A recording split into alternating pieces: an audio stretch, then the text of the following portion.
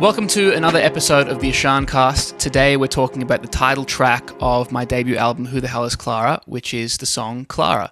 As always, I'm joined by my dad. How are you doing today? I am well. I'm very well. Looking forward to this one. This one marks a bit of a milestone getting to the end of album one. It does. I recently edited the Adventure podcast, and you said you're really looking forward to that one as well. So maybe I just enjoyed the podcast. Maybe you do. I feel like you are the biggest fan and advocator. So for I got a couple of messages because I recently just posted saying, "Oh, the Adventure podcast is coming out," and I got a couple of messages from people saying, "Oh, I hope you're going to do it for the second album because it's currently the 27th of January 2026." We're talking about Hearing You, which is obviously going to be an episode coming later. And so happy to confirm that we are going to be continuing the podcast for album 2. Not to say that I'm not excited about it. I am excited about it. And, I really enjoy it. But certainly you are the biggest fan and the biggest champion of the podcast. I think what appeals to me about the podcast and what I hear from certain fans who mention it to me at gigs is that it's an opportunity for people to really get under the surface about what the song is about, and also to hear and see a little bit more about your personality in a way that you probably don't get from TikTok and Instagram videos. And even just seeing you on stage, this really delves into the tracks and your personality and what underpins the songs in a little bit more detail. So why don't we use that to start off the question? Let's do it. As you said, Klara is the title track of the album, Who the Hell is Klara? Why don't you tell me a little bit about what the song refers to and what it's about? So Klara is a song, like many on the album, it's not explicitly about me, but sort of through this character I've created, offers a window into my life. Klara is a person who's very neurotic. She's very afraid. She's kind of captured and almost imprisoned by these fears about things that will probably never happen, but could go wrong. She's afraid of driving at night. Clara's afraid of driving at night. She closes her eyes when she gets afraid. It's not her fault. She tries. And she's convinced she's going to crash her car. Those lyrics in the end of the pre-chorus, and whenever I try to talk about lyrics in the podcast, I forget them. But she goes, I told you so. Better if we just stayed home, dreaming about being home. She crashes her car into pitch black airbag. Now she's screaming out, singing, I told you so. Better if we just stayed home. It's almost like she's decided that she's going to have a car crash if she drives at night. And then she has a car crash at night, and then she goes, damn it, I told you so. I knew it. It's like she's manifesting it. And she's a drummer, and it's kind of this similar thing with the tour where she's just afraid of what could happen. And so, yeah, in my own life, I sort of feel the same way about different things. You say that you've written the album about different characters, and you've gone to some detail around the fact that a lot of the characters have nothing to do with you. This one seems to, I have heard you say on a couple of occasions that this one's probably closest to autobiographical, but at the same time is not. Yeah. So my question for you is, where are you and Klara similar, and where are you different? Well, Klara is a way better drummer than me. That's the big one. I think it would be a mischaracterization to say that the whole album is not about me. I think it's more that there are times where I'm not talking about myself at all. Take songs like Make Up Moves, for example, where I'm just writing about other characters that Universe Needs. Universe Needs, thank you, yeah. And then there are songs like Klara, like Adventure, like My Mouth. A song for my brother, perhaps. A song for my brother, yeah, thank you. Where, yes, I'm writing about other characters, but they are much more aligned with specific, parts of my life or things that feel real to me. So Klara's different to you, but based on certain similarities. Where would you say you're similar? Really, it's the neuroticism. So it's the, I'm not afraid of driving at night, but I can, sometimes really work myself up over something that will probably never eventuate. But the possibility, is enough to keep me up at night. One of the similarities, and I hope you don't mind me talking about this. I do. I already hate this whole direction. Well, I'm going to go there anyway. I'm being silly. I would characterize you as someone who is, I won't say a homebody, but you enjoy. I do, yeah. You enjoy being home. I like being here. I got the lens is not wide enough. I got my microphone. I got my looping stuff. I got my guitars over there. I can write songs. You have a comfort zone, and yet your career, as it continues to evolve, is going to take you more and more out of home. Yeah, it's really not aligned with how I like to just be in one spot. In some respects, you're imploring Klara to be brave and to live while she's alive, to take the risks. In some respects, that could be seen as almost self-encouragement. It's absolutely it's absolutely. I'm screaming that as myself. I'm screaming that at myself. As much as in the song, they're all screaming. It feels like there's this village, this community behind, family and friends behind Klara, just willing her on, saying, you're amazing, and we just want you to be successful in that. You just give it a go. They're all screaming, Klara, Klara.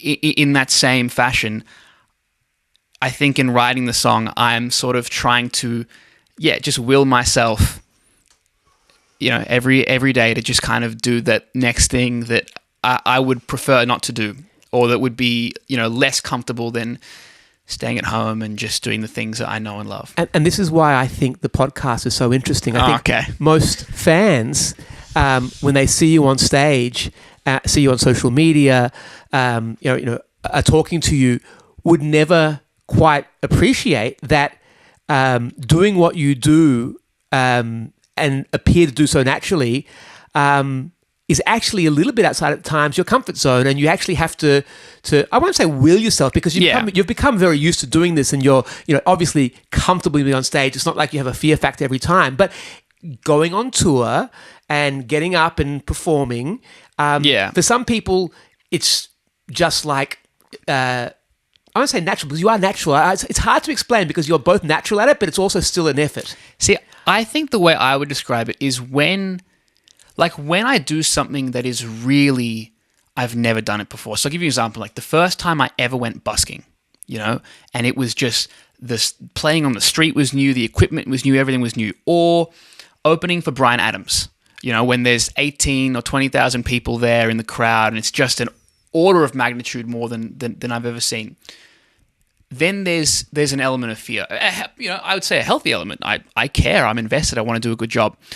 But when I'm playing shows of a more modest size, or when I'm I don't know, doing radio interviews or talking to fans or doing these other things, putting myself out there, it's not so much fear anymore. Or maybe it is, but it doesn't feel like fear. It feels like energy being drained. Like I feel like I'm often telling my friends, when they ask, "How are you feeling for the show tonight?" It's kind of like I have this pretty predictable wave. If the show's at like 8 or 9, around 4 to 5 p.m., when it really sets in that, okay, I've got my show tonight, or whatever I'm doing tonight, or I'm going busking, I get this like wave of lethargy. Is that the correct word? Yeah. Lethargy. Pronunciation. Okay. It's like clockwork, and it's not like I'm afraid. I know I will be fine because I know what I'm doing, and I am a performer, and I'm meant to be there, and I'm doing what I do. But it's like a knockout punch, and I just sort of sit there and go, oh. That was a great chair squeak. And I just sit there and I'm like, I just feel like it feels like the wind is just sapped out of me. And I think the conscious push that you're describing that I have to sort of give myself is like, kind of have to fire myself up and go, no, I want this. I do want this. Think about, all those times I was sitting there in high school, sitting there in uni, and I was thinking about the prospect of doing engineering, other things. I want this. It doesn't feel like it right now because it's maybe a different form of fear. It's sucking the energy out of me because I'd rather be at home. But that's just a mental thing, and really I just need to psych myself up. And when you get to the show and when you start I have a great time. And I love it. And Yeah. the energy you get after the show and meeting the fans is not at all staged. It's, No. it's genuinely It's a like- genuine high. I mean, it's probably net neutral or net positive, but it's like there's a startup cost. The energy input has to happen at 4 p.m.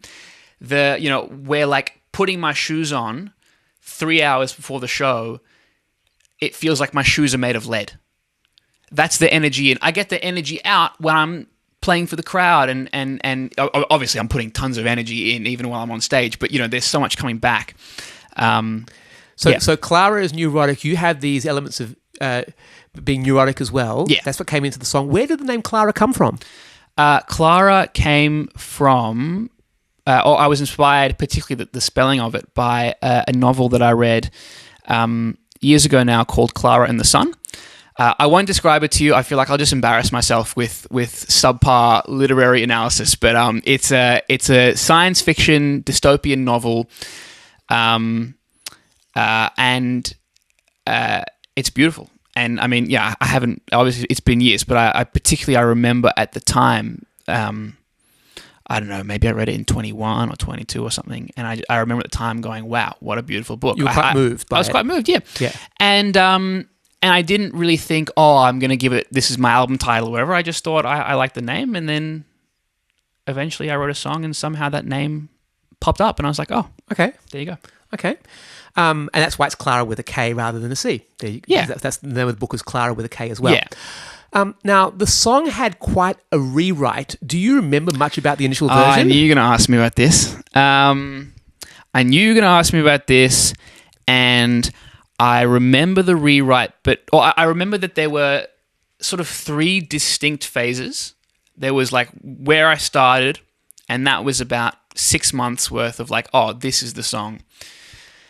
And then I think I brought it to the producers sort of to show them, we should do this one, and got some, lukewarm feedback, which prompted me then to rewrite, which was then phase 2, which I can't quite remember how it went. I think it was maybe simpler. So the chorus was the part that got the major rewrite. Yeah. And I don't remember all the words, and obviously I try not to sing on the podcast, but there was a lot of words in the chorus, and it went Klara na na na na na na on your deathbed, and it had the word deathbed in there as well. Yeah, and you it was hated really, that. You guys...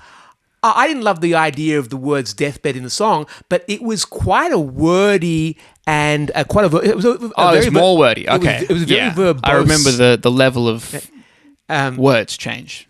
It's more. Okay. And you simplified the chorus substantially, and then as a result of simplifying it, the melody changed a bit as well. Oh, right. Okay, hang on. Sorry. So the first one was really convoluted. The second one became more simplified, but that didn't last very long. And then the third one is what we have now. You know what? I do sort of remember going back and showing the producers that second version, and I think the feedback was similarly like, yeah, cool, lukewarm. But I think I got more from like the way I felt playing it to them. I was like, I think I've sort of just made some decisions here because I'm looking to get a yes, And I mean, to be fair, even the final version that we have now, I don't think they were ever like, we should definitely do this song. I definitely pushed for that one pretty hard. Whereas other songs, like for example, Universe Needs, like I played that to them once, and they were like, yeah, we should definitely do that. I mean, it's less objectively commercial. Yeah, and so that may be okay. influencing decisions as well. Okay, so I think would be fun, and I know we can't do this, but maybe one day if you are a substantially larger artist, I reckon it'd be pretty cool to go back and dig out all the original versions. That would be my nightmare. Why would we ever do that? But not just the original versions, even, and I know we're not talking about album 2, we might touch on the bit at the end of this podcast, this episode, but even with album 2, where you've produced things originally and then they've evolved, probably less evolution in some respects because you already had I'd say quite a bit less. Yeah, because you've already had most of the production elements in place, at least the bare bones and structure. The bones, yeah. And so therefore less of an evolution, but still an evolution, right? If you were a big enough artist and it justified the effort from a fan perspective, I think it would be amazing to pull out the early versions of the songs and see how they progressed. I feel like you're encouraging fans to go and ask for this stuff that I really don't want to do. It feels like whipping out my, not that I actually have these, but like, you know, second grade finger paintings and showing them off, you know? It's like, it's not that I'm not proud of the early versions, but they really don't feel to me like something I want to share, you know? I understand it's your art, and I can understand that sentiment. But that's to say, I don't want to invalidate the curiosity, because I just imagine that it would be a really interesting view into the journey of a song. But let me move on. We've been talking quite a bit about the lyrics, but maybe we just focus for a second on the musical aspect. And I ask this question a lot. Do you have a favourite part of the song from that musical perspective? On the record itself, I quite like the harmonies at the end of the song.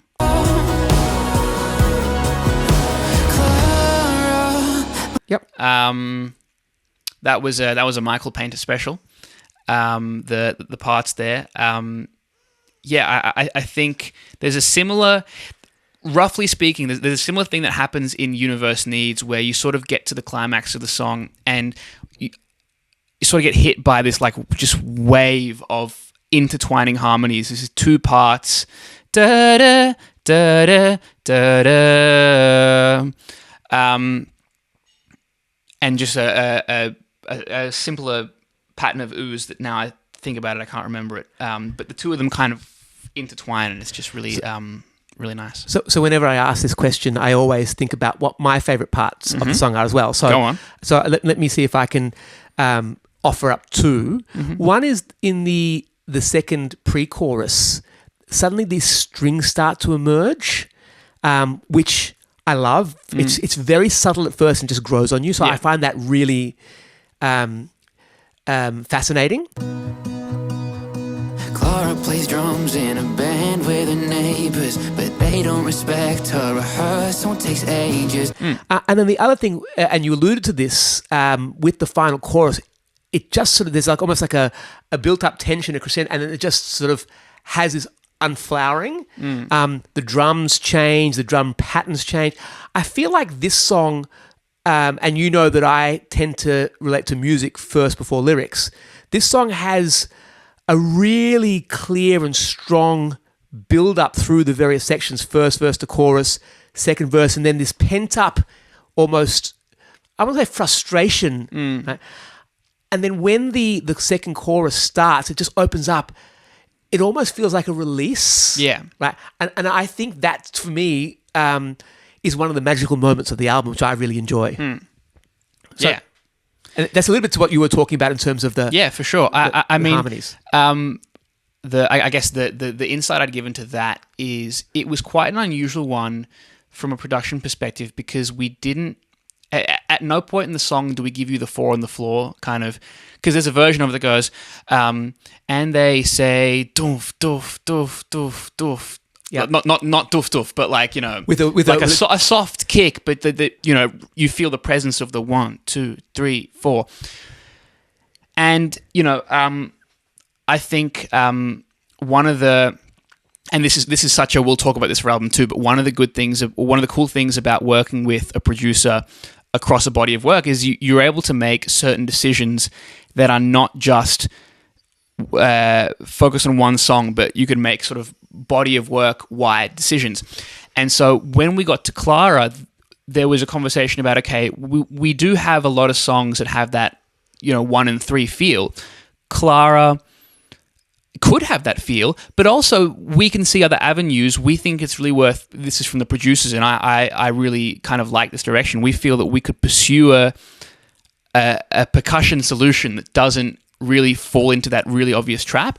And so that's where you get the sort of marching band thing that is a dum, dum, ka, dum, 2, 4, dum, dum, ka. It does have a marching band feel. You're right, it does. It is. He tells herself there's danger on the road and it's never gonna feel safe. Driving on our own, yeah, it's like that. And I think that's also partly responsible then for creating the tension through that second verse, is the drums do kind of pull the tempo back because they lean back. And so, when you go to the chorus and the drums are going really big, it maybe feels even more of a release than if you were kind of having small drums on the 1 2 3 4, the 1 and the 3. I think big. And obviously I don't have the musical knowledge to make this claim, but it feels to me that sometimes, with a lot of modern pop songs, the drums are there to blend in and to push the overall sonic experience. This song, the drums actually stand out in some ways because they're like a drummer, you said a marching band, and it sort of just clicked to me that I actually like it because we're talking about a drummer in Klara who is a drummer. So it actually quite... I did have that thought. Yeah, it is quite a clever change. The drumming pattern changes and you get that sense of drumming, percussion progression. But, okay. Still on the music side, more now on the vocal, it seems to me that this song is quite hard to sing. It gets really high in the chorus, and there are quite a few intricate vocal runs in the chorus, like in the final chorus, the word fine. You'll be fine. There's a vocal run on that. But you seem to you seem to quite enjoy playing this one live. So am I right? Is this a hard one to sing? There are difficult moments. It's not the hardest one to sing. I say that now. I'm trying to think, what's the hardest one to sing on the album? But I think we actually asked that last What did podcast. we say? Or 2 podcasts ago. I don't think it was Klara. No. I don't know, but no, there are difficult moments. Like some of those trills are tough, but then you don't have to do them live every time. I think there is something nice in like having little moments where I've got 4 different options on this word that I like, and one of them was the most optimal or the absolute most exciting for the record. But then I got to play it live, and I go, well, I'll do this other one because I did that on the record. And so maybe, and it's so like show dependent. But if I'm getting to Klara like 3/4 of the way through the set and I'm exhausted, if I am exhausted, vocally, you mean? Yeah, vocally. Then I have other options. But in saying that, it is nice to push myself. And I do really enjoy the trills on Klara. I think when the run is fun, it kind of the fear of not hitting it right, or the kind of toll of really pushing up to hit something live goes away if it's really worth it. Now there's also a music video on Klara, and am I right in saying that this is the first time you filmed a music video on your new camera? Or you'd be wrong. That was iPhone. It was an iPhone footage. Yeah. Okay. Yeah. Okay. I did that. I was like, man, I should get a camera. How much nicer would this have been if I had a camera? But it sort of started to pave the way. It did, yeah. You thinking that you could start filming your own music videos. Yeah, they were pretty... there's a pretty small gap between my filming Klara and then buying myself a camera. Because I bought a camera in May, and Klara came out in March. So we're sort of almost now getting to the transition between album 1 and album 2. Yep. The music video you filmed for Klara, the last music video for album 1, where you did it all on your own, almost leading into the fact that you're filming all the music videos for every single song in album 2. Yeah. Let me ask you a really difficult question. I sort of know the answer to a lot of the questions because I know you, right? But it's still interesting to hear you put them in your own words, but I have my own perspective here. I genuinely don't know what you're going to say here. This is a very difficult question. Album 1's finished. If you have to take a step back and give us a couple of reflections overall on the album experience. Now, that's really hard, really vague. So I'm putting you on the spot here. Yeah. What are some things that come to mind as you look back on album 1? How do you feel about it? What are some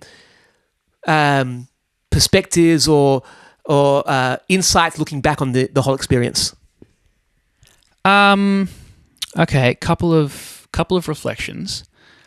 The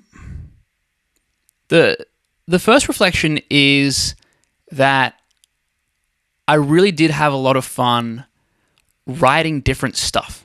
You know, I think that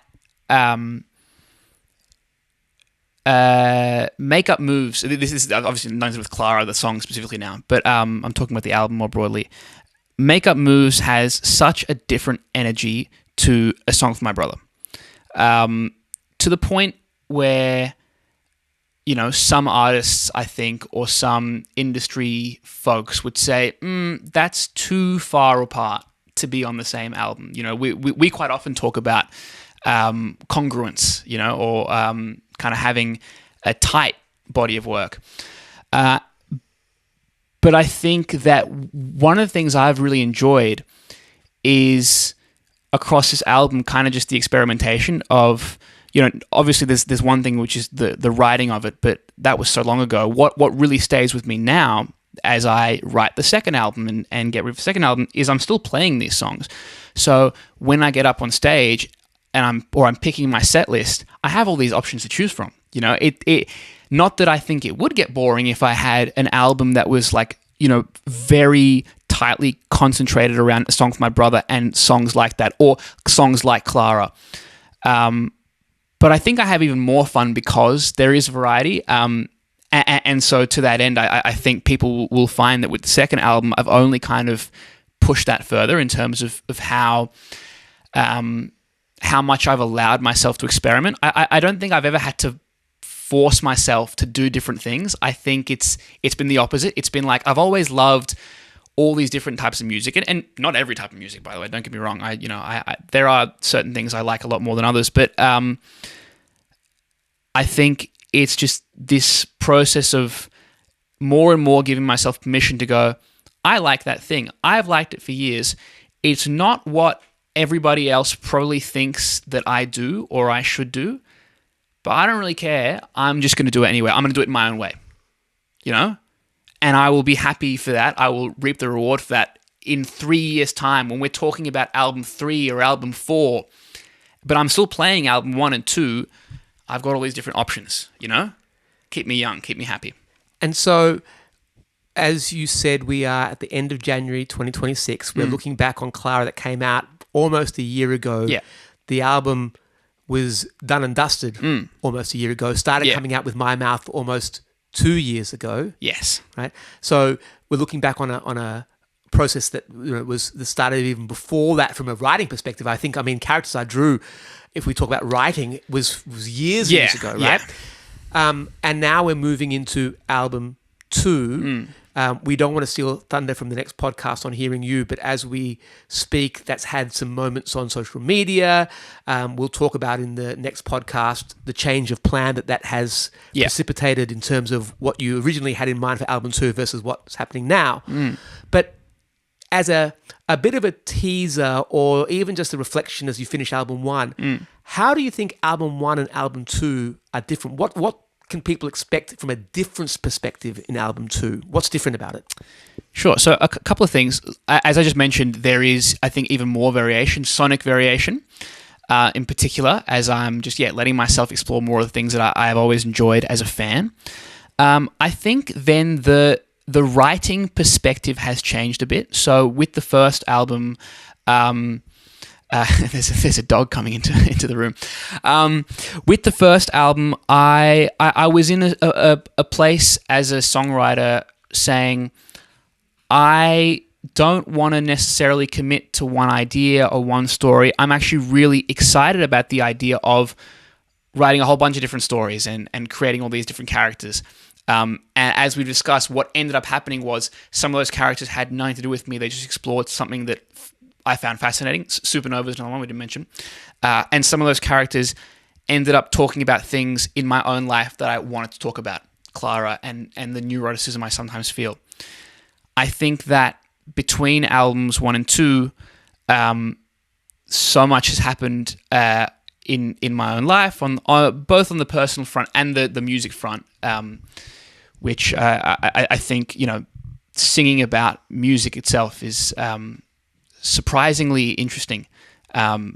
both like music, but also the world of music. I find quite fascinating, and so this second album has ended up being a lot more autobiographical. It's a lot more broad sonically, but narrow thematically or ideologically, in so much as it's another question. That's a teaser that's a podcast exclusive.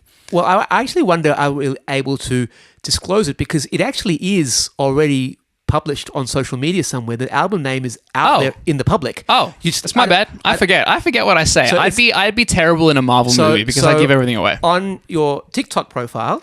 Oh yeah. The album is cool. Okay, so the second album is called Am I Alive? And so all the songs on the album are in one way or another trying to answer that question. And so there's all manner of different kind of energies and vibes on the album, but in one way or another, they all contribute to that question, am I alive? And so it is more personal. I'm not passing the buck to another character I've written. It is kind of all about me. So this is perhaps a great point to formally put a pin in album one. Yeah. Congratulations on album one. Thank you. I don't know how many streams it's done to this point, but we don't really care. It's your body of work and people are enjoying it, and that's what matters. It's been a pleasure exploring it with you. Yeah, thank you. And I just cannot wait for album 2. As we record this, it's imminent. It's only a couple of weeks away for the first song to drop. Yep. And as per the fan requests, very much looking forward to unpacking that with you in the coming weeks and months. Yeah, so we will see you back here soon-ish, because we are pretty soon to the first song dropping, for, I guess, the next season, if you will, of the podcast where we talk about album 2. Thank you all for watching and hanging out with us over the course of album 1. We're going to see you all very soon.